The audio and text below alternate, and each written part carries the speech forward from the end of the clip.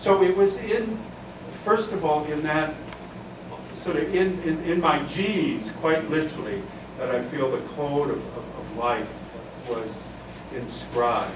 The second part of my journey in the pro-life movement and a commitment to the unborn in particular came during my college years and seminary years.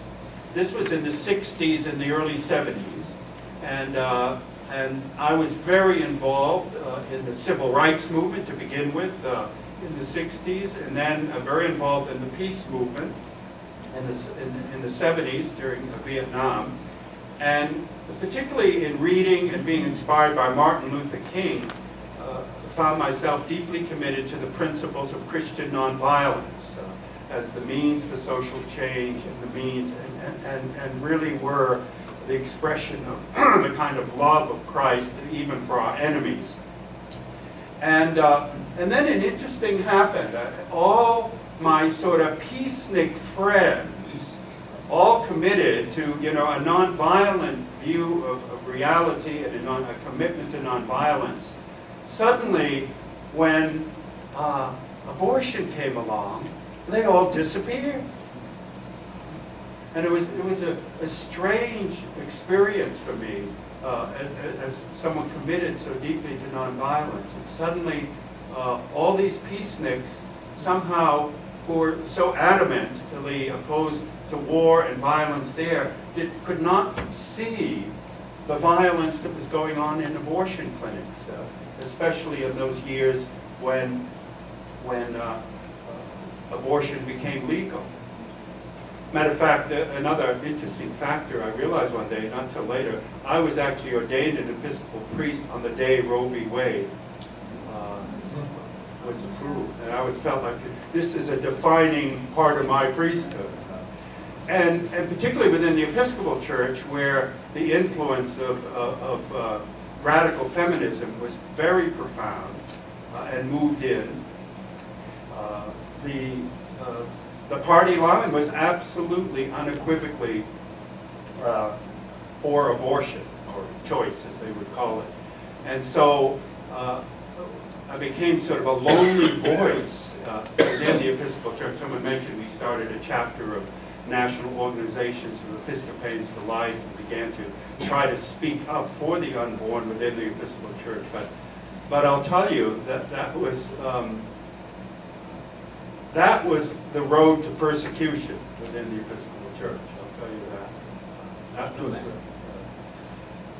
but I'll never forget one time I was at a conference, a Noel conference, and hearing after a couple of speakers. I remember going out to my car, and I just slumped over the steering wheel and began weeping. And I remember saying to God, I will never forsake the unborn. No matter what the cost is, I will never forsake. I will be, at least within the Episcopal Church, till the day I die, a voice for the voiceless. And then the third true deep conversion on the pro-life cause came in my pastoral ministry. Inevitably, any priest or clergyman is going to deal with the issues pastorally related to abortion. And I remember a young woman coming to me one time who was suicidal. And as we explored with her in counseling what the suicide was, we were having a hard time figuring out what the depression and the suicide was. And then finally, she confessed that when she was 16, she had had an abortion. And at that point, I invited her into both a sacramental confession and also a healing prayer. And out of that confession, out of that healing prayer, the depression completely lifted. And the suicidal impulses all dissipated and disappeared. And to me, that was the good news in this battle, that the church and the graces of the church and the sacraments have a ministry to women. And ever since then, I've had regularly healing services for women who've lost life in the womb, not only abortion, although that's obviously the most morally complicated, but people with miscarriages and stillbirths. Is a wonderful palliative healing therapeutic ministry that the church has, which no one else can give to the victims, the women and the children of death in the womb. And so that became a very positive part of my commitment to the pro-life cause.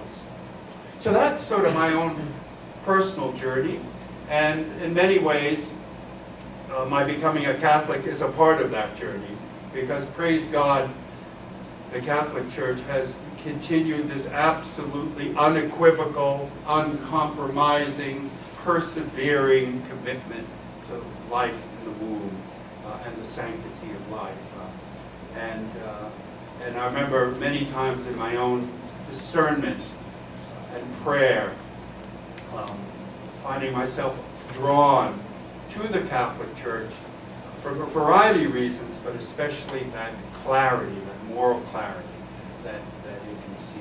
So that's sort of my personal journey. The second thing I wanted to just spend a few minutes talking about is more collectively why we are pro-life. And in preparation for that, the last couple of weeks, I've been rereading probably one of the great pro-life pieces of contemporary writing, which was John Paul II's encyclical Evangelium Vitae.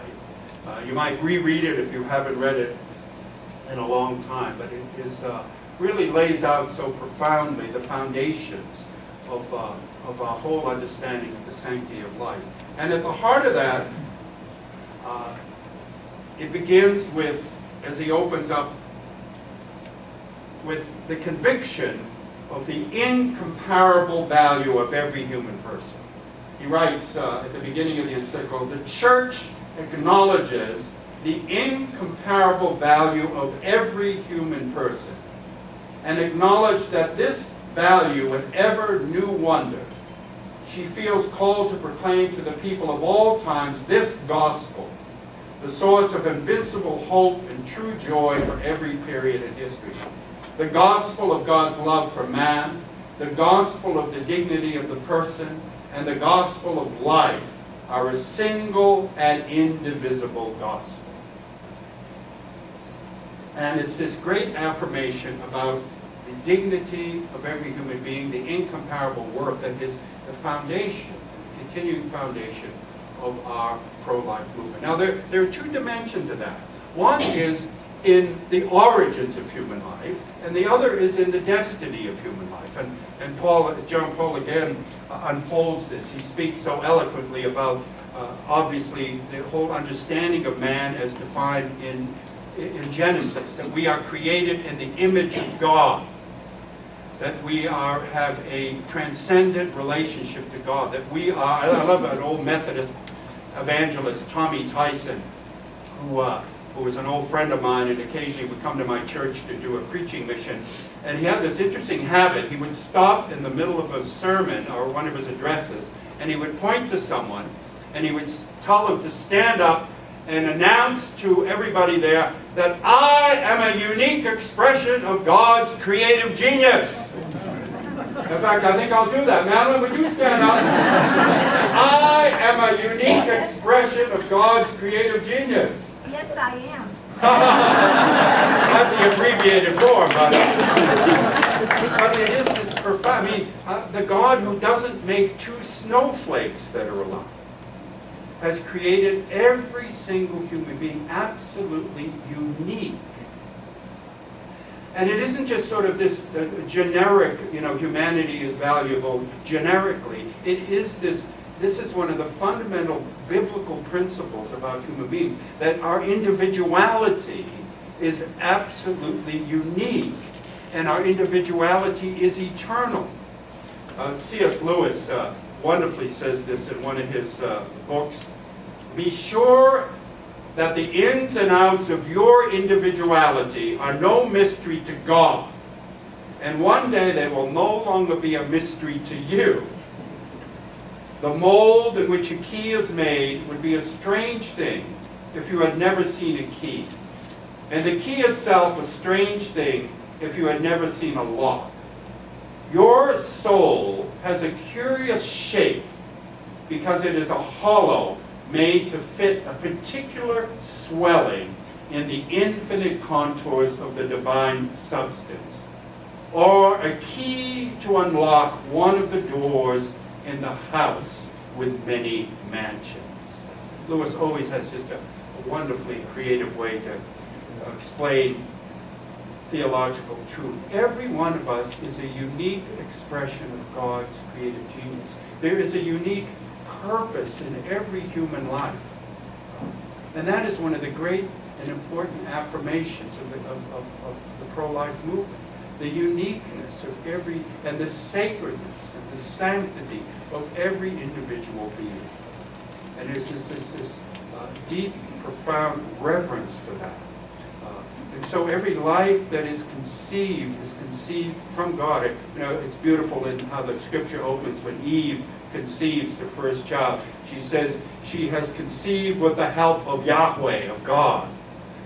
Life is a gift from God, but not just a generic gift, a unique gift. That God has conceived every single one of us in His infinite creativity, has thought us up and figured out in all the contours of the randomness of the universe, in life and history, a particular time in a particular place in a particular set of a mixture of DNA from your mother and your father to create you. I love the story, back in the 70s when the blackout took place, all through the East Coast. Some of you probably would remember that. And 9 months later, the maternity wards of the the hospitals were full. And the funny thing is, that what caused the whole blackout? It was a raccoon that got stuck in some place up in Niagara Falls and created this whole massive blackout. So all those accidental babies, but see, from God's point of view, from the beginning of time, He had that raccoon in mind, and His own mystery of His sovereignty about it. And it is that unique value. And for those of us who are Christians, the sacrament of baptism is uniquely a sacrament of identity and the sacrament of dignity that expresses that. Actually, tomorrow I'm going to be doing my first baptism as a Catholic priest. Of course, I've done many baptisms over 40 years. I've been a priest, but this will be my first Catholic baptism. I'll never forget, when I was a young Episcopal priest, I spent 3 summers working in a little island in the West Indies called Nevis. And it was in those days, I think it's gotten somewhat more touristified, but in those days it really was just a third world country, a little tiny island. And the people there, I was working in an Anglican parish there called St. James for the summer. And the people there were dirt poor, literally. They just lived off the land and off the sea. And I remember one day I was going down to bring communion, the sacraments, to the sick and the shut-ins. And I had my white alb on, and I had my pyx, which you could carry the Lord's, the host in. And I was walking down the little village path towards the village from the rectory. And up the road comes this little black man, because everyone there was black. Matter of fact, I just had our first child was born, Nejla. She was 6 months old, and all the children used to come up to the rectory because they wanted to see the white baby. They'd seen white adults, but they'd never seen a white baby, and they wanted to touch the white baby. Anyway, so I'm walking down to the village. This man, he couldn't have been 5 feet tall. He had dungarees on and covered with dung. Do you know that's why they call them dungarees? And he had his hoe over his shoulder, and he was, heading out to the field. And as we met each other, you could just sort of see the picture, this 6-foot man, a white man in a white alb, in the morning tropical glistening sun, and this little short black man in his dungarees. And as we met each other, I reached out my hand and I said, "Hi, my name is Father Liias. I am the priest filling in up at St. James Parish, and who are you? And he looks at me and said, who am I? Who am I? Well, I'm a child of God and an inheritor of the kingdom of heaven. And he put his hoe back on his shoulder and went out to the field. And I always like to say, you know, here is literally, from the world's point of view, a nobody, a little dirt farmer, third world country, someone you would never have heard of except I'm telling you about him. And yet, he knew something that lots of people pay thousands of dollars in psychiatric, to psychiatrists trying to find. He knew who he was. I like to say, in his case, his baptism took God. And it is this incomparable gift of knowing who one is. And it's rooted profoundly in this deep vision. It isn't just the preservation of life, of course it begins with that, but it is this affirmation of uniqueness. And one of the most, and that's for Christians, the good news, the incomparable mystery that you are a unique expression of God's love and creative genius. But it doesn't just go in our origins. The dignity of man and the incomparable value of every human person also has to do with our destiny. I mean, there is a journey in life.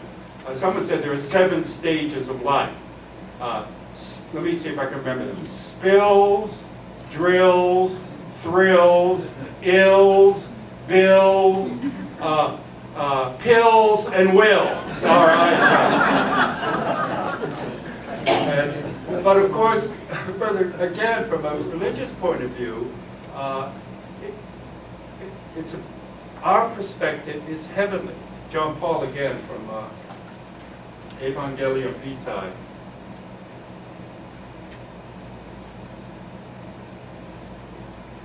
Man is called to a fullness of life which far exceeds the dimensions of his earthly existence, because it consists in sharing the very life of God.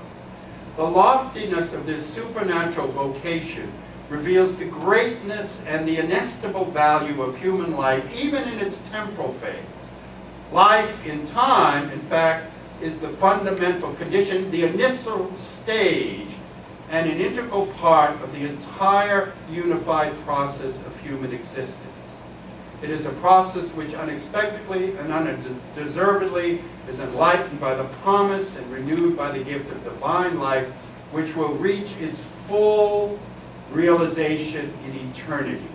It is precisely this supernatural calling which highlights the relative character of every individual's earthly life. After all, life on earth is not an ultimate, but a penultimate reality.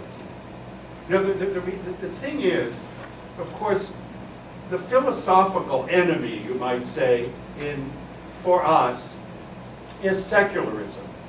And secularism literally means, the word secular means, is the ancient prayer to secula seculorum, which means for ages of ages. Literally, secular means this age, this time-space box that we are in is the only thing that there is. That this is all there is. I remember having a pastoral conversation with a very, very close friend who was in a difficult marriage. He himself was struggling with homosexual attractions, and he finally decided that he was going to leave his marriage, and they'd been married, I think at that point, maybe 25 to 30 years, had 4 children. I remember pleading with him. I said, John, you know, you may not get all the satisfactions that you want out of your marriage, but I beseech you to if you're dutiful, if you're dutiful to the vows you made to this woman and dutiful to God in these matters, whatever sacrifice you make in this life of happiness, I do profoundly believe in some way you will receive it back multifold in the life to come. And I remember him saying to me, he said, Jurgen, that's the problem. I don't believe there's any life to come. I believe this is the only life there is. And I need to grab whatever happiness I can get now. In some sense, how do you argue with it? See? And the perspective that I think fulfills deeply the meaning, purpose, and the ultimate fullness of what it means to human has got to have a perspective, a transcendent and eternal perspective. It is this vision that Christianity has that this life is just, I love what C.S. Lewis says on page, this life is just the cover of the book or the front page of the story. And that there is an eternity. And our life is not something that just exists here, but continues to unfold. That same passage I read earlier about that Lewis had, I'm always losing my quotes, here they are. He goes on. In Scripture it says, to him that overcometh, I will give a white stone, and in the stone a new name written, which no man knoweth, saving he that receiveth it. From Revelation. Now what could be more a man's own than this new name, which even in eternity remains a secret between God and him? And what shall we hold this secrecy to mean? Surely that each of the redeemed shall forever know and praise some one aspect of the divine beauty, better than any other creature can. Why else were individuals created but that God, loving all infinitely, should love each differently? And this difference, so far from impairing, floods with meaning the love of all the blessed creatures for one another in the communion of saints. Because if all experience God in the same way and return to him in identical worship, the song of the church would have no symphony. It would be like an orchestra in which all the instruments played the same note. But as Aristotle has told us that a city is a unity of unlikes, and St. Paul that a body is a unity of different members. Heaven is a city and a body because the blessed remain eternally different. A society because each has something to tell all the others. Fresh and even fresh news of God, whom each finds in him whom we all praise as our God. This wonderful sense that our individuality is an eternal work. And it's when you truly believe that, you see the sacredness of every life. It is a piece of an eternal tapestry that God is weaving. A piece of, as Lewis is saying there, something about a piece of the knowledge of God and a reflection of the mystery of God that only that individual can reflect. So every life that is lost, to God, every life that winds up turning away from God, we lose, in a sense, a reflection, a piece of God's glory. And one last quote, then I'm ending. Again, Lewis. It's in that context how we can live life in the present with each other. And he writes this, probably Lewis's greatest essay, was highly recommended, called The Weight of Glory. And he talks about our destiny for glory. And of course, this is a theme in the Bible, that we are destined for glory. I reckon that the sufferings of this present time are not worthy to be compared with the glory that shall be revealed in us, St. Paul says in Romans 8. In 2 Corinthians, Paul says there is prepared for us an eternal weight of glory. The Eastern Church, the Orthodox Church, has a particular sense about our human destiny. They speak a lot about theosis, that we are to be divinized. We are to be partakers of the divine nature. It's far beyond our own imagination. Now, our experience of life in this world is literally we are subhuman in the sense is that we are not coming to the fullness of our humanity. remember John says in his epistle, we don't know what we're going to look like then, but we know we're going to look like Jesus. And it's this deep, deep mystery. And so in that spirit, Lewis says, it's a serious thing to live in a society of possible gods and goddesses. To remember that the dullest and most uninteresting person you can talk to may one day be a creature which, if you say it now, you'd be strongly tempted to worship, or else a horror and a corruption such as you now meet, if at all, only in a nightmare. All day long, we are in some degree helping each other to one or the other of these destinations. It is in the light of these overwhelming possibilities, it is with the awe and the circumspection proper to them that we should conduct all our dealings with one another. All friendships, all love, all play, all politics. There are no ordinary people. It is immortals whom we joke with, work with, marry, snub, and exploit. Immortal horrors or everlasting splendors. You might look at your neighbor. Immortal horror or everlasting splendor. Or better yet, you just might look at yourself. Immortal horror or everlasting splendor. That's the deep, deep existential freedom of choosing. The journey towards God, the mystery of our life, to be finally completed and fulfilled in God, or to journey away from God, the ultimate separation that the Bible speaks about is hell. Thank you.